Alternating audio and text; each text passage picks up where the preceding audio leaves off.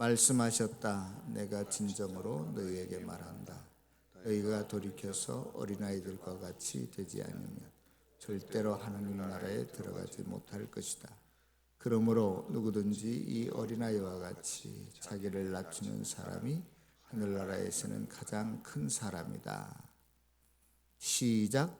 내가 어릴 때에는 말하는 것이 어린아이와 같고 깨닫는 것이 어린아이와 같고 생각하는 것이 어린아이와 같았습니다.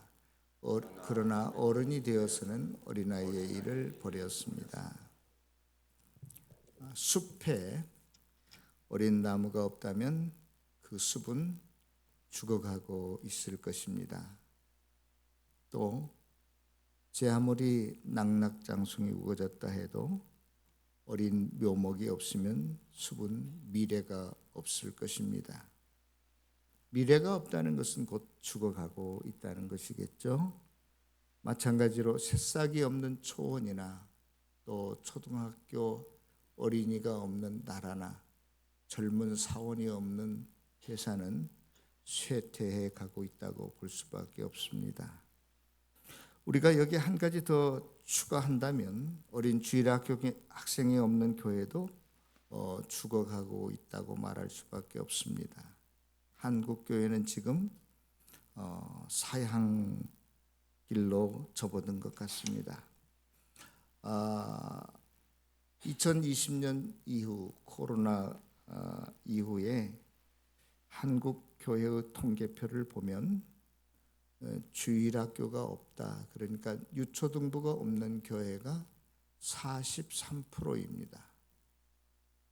또 중고등부가 없는 교회가 52%, 절반이 넘습니다.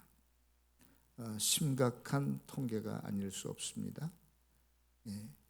코비드 이후에 한국 주일학교 학생의 전체 수가 40%가 줄었고 또 작년보다 거의 비슷한 수준이라고 합니다. 대형 교회일수록 더 많이 줄었고요. 또 시골 교회일수록 도회지 교회보다 상황이 더 어렵습니다.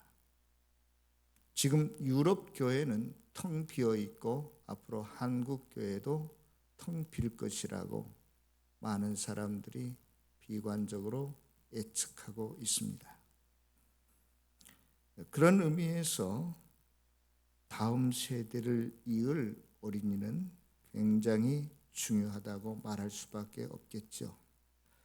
우리 예수님께서는 마태복음 18장에 말씀하시기를 나를 믿는 자 중에 작은 자 하나, 그러니까 어린이 하나를 실족해 하면 그 목에 큰 돌멩이를 메고 깊은 바다에 빠지는 편이 더 낫다라고 말씀하셨습니다. 또 누가복음 9장 36절에 보면 어린아이를 껴안아 주시면서 누구든지 내 이름으로 이런 어린아이를 영접하면 나를 영접하는 것이다 라고 말씀하셨습니다. 우리 다 같이 한번 따라서 해볼까요? 아들, 딸 가리지 말고 쑥쑥 낳아 잘 기르자. 큰일이에요. 결혼도 안 할 뿐더러 결혼해서도 아이를 갖지 않는 것이 요즘 세대가 아닌가 하는 생각을 해봅니다. 제가 엊그제 어디를 갔는데 새 쌍둥이가 있는 거예요. 그래서 제가 그 새 쌍둥이 엄마에게 참 애국자이십니다 그랬더니 그분이 맞장구를 치시더라고요. 그래요. 그러고 여러분 저는 그 애를 키워보지도 않았을 뿐더러 또 손자도 없으니까 아주 까마득한 그 옛날처럼 느껴져서 젊은 목사님의 설교를 한번 일부러 찾아서 들어봤어요. 그런데 그 목사님은 애가 5이에요. 그리고 지금 막내가 3살짜리. 그래서 그 막내도 함께 이런 예배에 같이 참석하는가 봐요. 그러니까 꼬맹이다 보니까 가끔가다 흥얼거리기도 하고 떼도 쓰고 울고 그러잖아요. 그런데 자기는 내가 얘 아빠니까 절대 째려보지 않는데 그런다고 그러면서 교인들에게 다른 교회 가면 애가 칭얼거리고 떠들고 뭐 울면 째려보고 이상하게 눈치 주고 그러는데 우리 교회는 절대 그런 일이 없으니까 애 가진 분들은 우리 교회 오세요. 그렇게 설교하시는 것도 들었습니다. 여러분, 어린아이와 함께 예배한다는 것은 미래의 소망이 있다는 것이고 우리에게 큰 축복이 아닐 수 없습니다. 그런데요, 성경에 보면 그렇지 않은 부모도 있는 것 같아요. 제가 여러분들이 잘 아는 그 히스기야 왕 있잖아요. 히스기야 왕이 아팠어요. 그런데 이사야 선지자가 와서 하는 말이 하나님께서 네가 올라간 그 침상에서 내려오지 못하고 죽을 것이다. 그 말을 듣고 히스기야 왕은 깜짝 놀랐습니다. 하나님이 죽는다고 하면 죽을 수밖에 없기 때문에 그렇습니다. 어느 누구에게 가서 무슨 약을 지어 먹고 치료를 받는다고 낫는 일이 아님을 직감했습니다. 그래서 그는 히스기야 왕은 벽을 보고 내 소망은 이 세상에 없습니다 하고 벽을 보고 깜깜하게 눈을 감고 하나님 앞에 기도합니다. 그때 하나님께서 그 히스기야 왕에게 내가 너의 기도와 눈물을 보았다. 그렇게 하시면서 15년간을 더 살게 해주십니다. 그런데 문제는 이 히스기야 왕이 병들었다는 이야기를 듣고 바벨론 왕이 사신을 보냈어요. 병문안을. 그런데 히스기야 왕이 그 사저론 그 사신들에게 바벨론 사신들에게 자기의 국고 그 뭐 무기고 금은 보화 이런 것들을 다 보여줍니다. 그것은 무엇을 의미하면 자기의 힘과 자기의 교만을 나타내는 것이었어요. 그래서 하나님께서 이렇게 말씀하십니다. 네가 보여준 모든 것 다 바벨론으로 옮겨갈 것이다. 그리고 내 아들들도 바벨론으로 끌려가서 환관 내시가 될 거다. 그렇게 말씀하십니다. 그런데요, 그때 히스기야 왕이 뭐라고 대답하냐면 여호와의 말씀이 선합니다. 왜 그런 줄 아세요? 이 무서운 일이 그래도 나 때는 당하지 않고 내 아들 자식 때 당하는 것을 도리어 기쁘게 여깁니다. 이런 뜻이에요. 이런 추한 임금, 추한 부모가 되고 말았어요. 차라리 15년 생명이 연장되지 않았더라면 더 좋을 뻔한 아비였습니다. 사랑하는 성도 여러분, 저와 여러분들은 자녀를 귀히 여기는 부모들이 되시기를 바랍니다. 에베소서 6장 3절에도 자녀를 노엽게 하지 말라, 자녀를 화나게 하지 말라. 우리는 자녀를 무시하는 사람이 되어서도 안 되고 화를 내게 돋구는 사람이 되어서도 안 돼요. 어려서부터 부모님과 함께 예배하고 찬양하고 기도하는 것 얼마나 아름답고 복된 일인지 모릅니다. 그래서 온 세대가 함께 예배하는 것, 목장 모임을 갖는 것 정말로 중요합니다. 우리 교회 어느 목자는 저에게 이렇게 말씀하셨어요. 여러분들이 매주일 목장 모임을 하듯이 우리는 가족 목장 모임을 합니다. 여러분들 가정교회에서 다 아시겠죠? 너무나 세대 차이가 많이 나고 부모와 자녀와의 갈등이 많은데 가족 목장 모임을 가지면 부모도 또 아이도 서로 공감할 수 있는 그 공통 분모를 많이 만들어 놓고 정말로 믿음 안에서 어떻게 자라나야 되는지 또 어떻게 키워야 되는지를 서로를 배우고 가르치는 좋은 모임이 될 것입니다. 여러분들 예전에는 가족 예배라고 그랬잖아요. 그런데 여러분 조금 말을 바꿔서 가족 목장 모임이다 이렇게 생각하시고 함께 그러한 일들을 병행해 가면 좋겠습니다. 자, 그런데 오늘은 어린이 주일을 맞이해서 한 가지 더 생각해 보고자 하는 것은 무엇이냐면 성경은 어린이에 대해서 마태복음 18장에서 말하는 것처럼 너희들은 어린아이와 같이 되라. 그렇지 않으면 천국에 들어가지 못한다.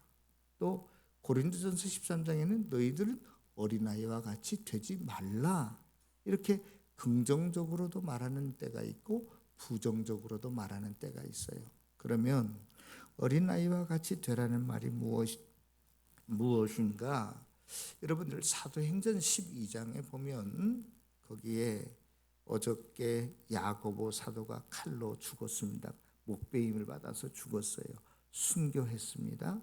그 다음에 내일은 누가 죽을 차례냐? 사형언도를 받고 베드로 사도가 죽을 차례예요. 그래서 고린도 교회 성도들이 다 같이 모여서 기도했습니다. 뭐라고 기도했을까요? 예? 뭐라고? 예? 우리 목사님 빨리 죽으세요? 그렇게 기도하지는 않았을 거예요. 순교해달라고 기도하지 않았을 겁니다. 분명히 우리 목사님 빨리 석방되게 해주세요. 이렇게 기도했을 거예요. 그렇죠? 그런데 한밤중에 기도하고 있는데 밖에서 노크 소리가 들리는 거예요.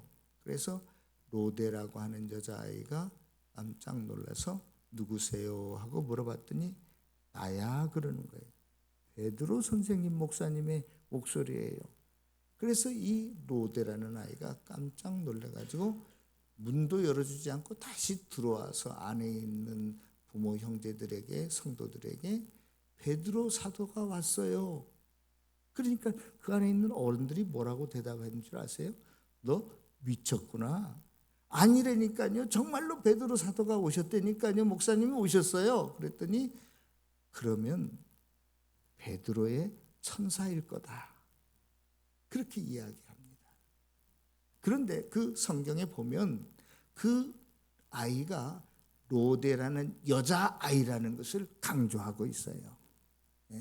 여러분, 아이는 이처럼 순수하게, 아마 제가 생각했을 때 하나님께서 기도를 응답해 주셨는데 그 로데 아이, 여자아이의 기도 때문에 베드로가 석방된 것 같아요. 아니, 어른들은 기도는 우리 목사님 석방되게 해주세요 기도해놓고 다 안 믿었어. 그런데 순수하게 누구만 믿었던 것 같아? 이 여자아이 로데만. 저는 여러분들은 어떻게 생각하시는지 모르지만 저는 그냥 저의 상상력이에요. 어른들은 다들 말로만 우리 목사님 석방하게 해주세요, 풀어주세요, 그렇게 기도했을 텐데 그렇게 기도해놓고 정작 베드로가 나왔을 때는 너 미쳤구나, 너 그 베드로 목소리가 아니라 천사의 목소리야, 이렇게 취급했는데 이 로데는 자기가 기도한 대로 분명히 하나님 석방해 주세요, 그 믿음을 보시고 순수한 믿음을 보시고 하나님께서 베드로를 석방해 주시지 않았나, 저는 그렇게 생각합니다. 그런데요, 여러분, 제가 오늘 여러분들에게 말씀드리려고 하는 것은 그런 겁니다. 오늘 저와 여러분들이 읽은 마태복음 18장에서 너희들이 어린아이와 같이 되지 아니하면 천국에 들어갈 수 없다라고 했는데, 그러면 여기에서 말하는 어린아이의 그런 순수함일까? 그런 것 같지는 않아요. 그 뒤에 바로 4절에 보면 어린아이와 같이 자기를 낮추지 아니하면, 그래서 겸손해야 된다, 그런 이야기를 하고 있어요. 그런데 제가 지난번에도 설교한 것 같아요. 이 마태복음 18장을 가지고 어린아이가 겸손한 사람이 있어요? 겸손한 어린아이 제가 못 봤어요, 지금까지. 그런데 성경을 보면 이 어린아이와 같이 겸손한 자라고 이야기합니다. 그럼 여기서 말하는 이 겸손이라는 의미가 뭘까? 저는요, 여러분들 지금 이 시대적 상황을 좀 우리가 이해할 필요가 있는데, 지금부터 2000년 전에는 이 성경이 기록될 당시에는 어린아이들은 존재감이 없었어요. 여러분들이 잘 아시는 것처럼 오병이어의 기적을 베풀 때 많은 사람들이 먹고 배불리 다 먹고 12광주리나 남았는데 그때 5,000명이었는데 사람 숫자에 넣지도 않은 게 어린아이와 여자들이었다고요. 그러니까 그러한 의미 존재감이 없다는 것은 무가치하다 그런 뜻이잖아요. 예?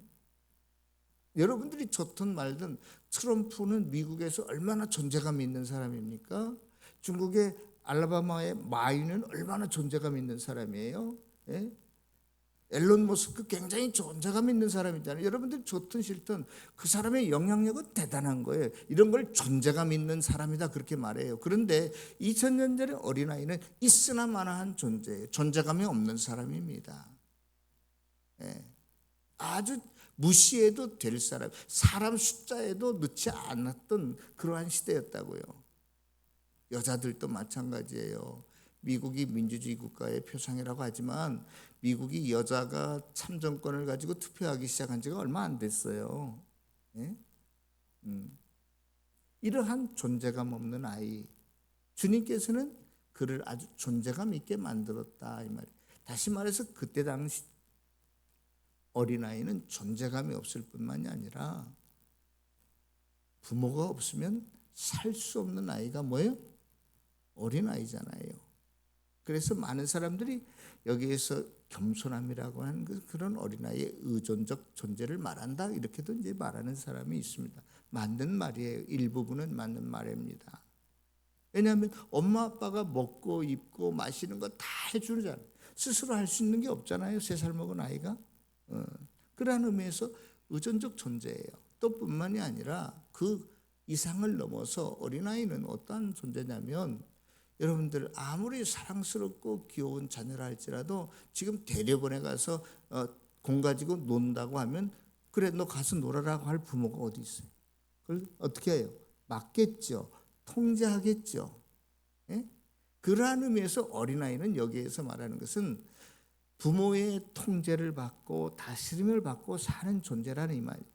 그러한 의미에서 비유적으로 너희들이 어린아이와 같지 않으면 천국에 들어갈 수 없다라고 하는 것은 너희들이 하나님 앞에서 그렇게 하나님을 의존적으로 살고 의지하면서 살고 너희들이 하나님의 통치와 다스림을 받으면서 살아가는 자가 될 때에 너희들이 천국에 들어갈 수 있다. 그러한 의미예요. 어린아이가 되라는 말은 그러한 의미에서 너희들이 어린아이가 되라. 오늘 성경은 그렇게 말하고 있는 것입니다. 부모 없이 살아갈 수 없는 존재가 어린아이라니까요. 제 동생이 있는데 이제 며느리나 아들이 다 직장에 다니니까 손녀딸을 데려다 키우는 중이에요. 그런데 부모가 아니라 할지라도 부모 대신해서 여러분들이 할머니 할아버지를 더 좋아하잖아요. 그렇죠? 엄마 아빠보다도 모든 걸 사랑으로 다 감싸주고 다 먹여주고 입혀주고 애들 하라는 대로 다 해주니까. 그런데 이 녀석이 저녁에 잘 때만 되면 엄마를 찾는다는 거예요. 엄마 하고 운다는 거예요. 그래서 짠해서 도저히 더 못 키우겠다고 다시 데려다 줘야 되겠다고 그러더라고요. 네? 여러분들이 하나님을 그러한 식으로 믿고 살세요? 우리는 말로만 하나님을 믿는다고 하나님을 향해서 기도한다고 하지만 믿지 않아요. 말로만 하나님을 의지한다라고 하면서 하나님을 찾지도 않습니다. 어린아이들은 뭐예요? 언제 어디에서 있든지 항상 자기 엄마가 있나 없나 뚫레뚫레 둘러봐요. 엄마하고 눈이 마주치면 그때부터는 기가 살지요. 힘이 생깁니다. 아이들은 즐겁고 기쁘게 뛰놀아요. 저와 여러분들은 일상을 살아가면서 하나님이 계시는지 마시는지 전혀 상관이 없어도 잘만 놀아. 이게 뭐냐? 어린아이가 아니라 우리는 하나님 앞에서 성인이기 때문에 그래요. 여러분 초등학교 고학년, 중학교 1학년만 들어가도 엄마 아빠 좋아해 싫어해? 싫어해. 엄마 아빠 빨리 없었으면 좋겠어. 집에 혼자 있을 때 마음대로 컴퓨터 게임하고 그러지. 엄마 아빠 같이 가는 걸 싫어해. 이게 조금 크면 그렇게 된단 말이죠. 저와 여러분들이 마치 그러한 식으로 이 세상을 살아가요. 3살 먹은 어린아이처럼 언제 어디서나 엄마 아빠만 있으면 내가 힘을 얻고 즐겁고 자신 있게 살 수 있는데 걱정 없이 살 수 있는데 조금 컸다고 엄마 아빠 빨리 언제 안 나가나? 야 엄마 아빠 어때 다녀올게. 그럼 몇 시에 들어와요? 시간 재느라고 애들 말이야. 예? 없는 걸 좋아한다니까. 조금 크면 엄마 아빠 어디 같이 놀러 가자. 엄마 아빠 다녀오세요. 예. 저와 여러분들 이러한 사람이 되지 않기를 바랍니다. 예. 이 세상에서 큰 자라고 하는 것은 존재감 있는 사람을 큰 자라고 하잖아요. 예. 세상 가치 기준에 의해서 권력이 많은 사람, 돈이 많은 사람, 건강한 사람, 사회적인 지위가 높은 사람을 우리는 존재감 있다 그렇게 말하잖아요. 많은 사람들에게 영향력을 줄 수 있어요. 그러나 저와 여러분들은 하나님이 필요 없다라고 하는 사람들이 아니라 나는 하나님 없이는 못 살아요. 그렇게 고백하면서 순간순간 지금 주위를 둘러보면서 하늘을 바라보면서 하나님이 계시군요. 나를 보고 계시군요. 내 옆에 계시군요. 나와 손잡고 계시고 동행하고 계시는군요. 그것을 확인하면서 남은 생애를 힘있게 살아갈 수 있기를 축원합니다. 다음에는 오늘 고린도 전서 13장으로 넘어가면 사도 바울이 이렇게 고백하고 있습니다. 나는 어릴 때 말하는 것, 어릴 때 생각하고 깨닫는 것을 이제는 버렸다 이렇게 이야기합니다. 다시 말해서 너희는 어린아이와 같이 되라는 거예요? 되지 말라는 거예요? 어린아이와 같이 되지 말라고 이야기하고 있어요. 예. 예. 어린아이의 일은 뭘까? 내가 동화책을 가지고 왔으면 참 좋았을 텐데 동화책에 엄마 혼자 내가 다 했어요 라고 하는 짧은 동화책이 있어요. 그림도 몇 장이 안 돼요. 제가 여러분들 상상하면서 한번 생각해 보세요. 그 그림책에 맨 앞페이지에 3살 먹은 아이가 있는데 이제 갓 태어난 동생을 엄마가 재우느라고 함께 누워 있어요. 그런데 그때 따르릉 하고 벨이 울려요. 전화벨 소리가. 그러니까 이 3살 먹은 꼬마가 막 달려가서 수화기를 탁 들더니 쉿, 아기가 자고 있어요 하고 수화기를 놓아버리는 거예요. 그런데 수화기를 놓긴 놨는데 이런 탁자에 있다면 수화기가 대롱대롱 매달려 있어. 그러니까 엄마가 뒤에 와서 다시 수화기를 집어서 제자리에 올려놓더라고요. 또 그때 밖에 띵동 하고 누가 초인벨이 울렸어요. 누가 왔어요. 그러니까 이 녀석이 막 뛰어가더니 문을 열어주면서 쉿, 동생이 자고 있어요 그런 거예요. 그리고 그냥 들어와 버려. 근데 그때 택배 아저씨가 가지고 와서 슬며시 그 안에 놓고 나갔어요. 근데 현관문은 여전히 열려 있는 거예요. 그러니까 또 엄마가 일어서서 그 문을 닫으러 갔습니다. 이번에는 지가 장난감을 놓고 혼자 열심히 놀더라고요. 그냥 그대로 두어요. 그러니까 또 엄마가 다 어지럽힌 장난감을 가서 치우고 이번에는 손을 씻어야지 장난감 놀이를 했으니까 손 씻고는 그냥 와. 수도꼭지에 계속 물이 흘러. 그러니까 또 엄마가 가서 또 잠그고 그렇게 하는 거예요. 옷이 젖었는데도 그냥 그렇게 그래서 엄마가 다 아이 뒤를 따라다니면서 다 모든 걸 해줍니다. 그런데 이 녀석이 맨 나중에 뭐라고 말하냐면 엄마 내가 전화도 잘 받았고요. 문도 잘 열어줬고요. 장난감 놀이도 손도 내가 다 했어요. 지가 다 한 거예요? 엄마가 뒤에 따라다니면서 다 했어요. 어린아이의 말, 어린아이의 깨닫는 것, 행동이 이와 같은 거예요. 저와 여러분들이 신앙적 어린아이면 마치 하나님 앞에서도 이렇게 우리가 군대니까요. 하나님, 내가 밥도 먹고요. 옷도 갈아입고요. 내가 다 학교도 잘 다니고요. 내가 다 이렇게 됐어요. 지가 다 한 줄 아는 사람. 너희들이 그래서는 안 된다. 오늘 성경은 그걸 말하고 있는 거예요. 저와 여러분들에게.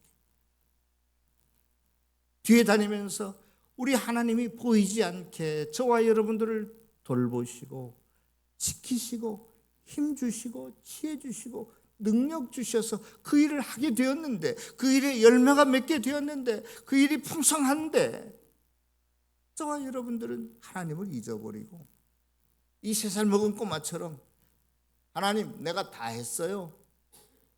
이러한 식의 신앙생활하지 말라 이 말이에요. 여러분들은 하나님 앞에서 어린아이입니까? 아니면 장성한 사람입니까? 저를 포함해서 우리가 어린아이 때 말하고 깨닫고 생각하고 행동하는 일을 이제는 버릴 수 있는 저와 여러분들 되시기를 바랍니다. 교회 생활을, 신앙생활을 10년, 20년 하고 목사 된 지가 30년, 40년째 접어드는데도 아직도 수준이 어린아이인 거예요. 제가 내 자신을 살펴보아도.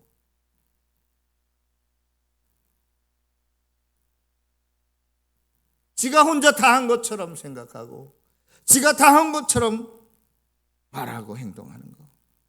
이거 하나님께서 꼴불견이에요. 꼴불견이야. 아직도 3살 먹은 어린아이인데 지가 마치 무슨 대학생이나 된 것처럼 생각하고 말하고 뻣뻣하게 굴고 겸손할 줄 모르고. 사랑하는 성도 여러분, 저와 여러분들은 하나님 앞에서 어린아이처럼 굴 때도 있어야 됩니다. 하나님만을 의지하고 하나님만을 따르고 하나님의 통제를 받고 다스림을 받는, 또 어떤 때는 어린아이 일을 보려할 때도 있어요. 그래서 저와 여러분들이 그 구별을 잘 했으면 좋겠어요.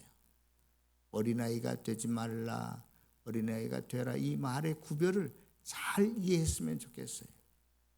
어린아이가 되라 이 말은, 죄송합니다, childlike, 어린아이처럼 되라. 어린아이가 되지 말라 해서 어린아이는 childish예요. 어리석은 일, 어린아이처럼 유치한 일, 미숙한 일, 그런 말 행동하지 말라는 거예요. 저와 여러분들이 항상 하나님 앞에서 더 아름다운 성도로 살아가고 또 하나님만을 드러내고 하나님과 남은 평생을 동행하는 복된 성도들이 다 되시기를 주님의 이름으로 축원합니다. 기도하겠습니다.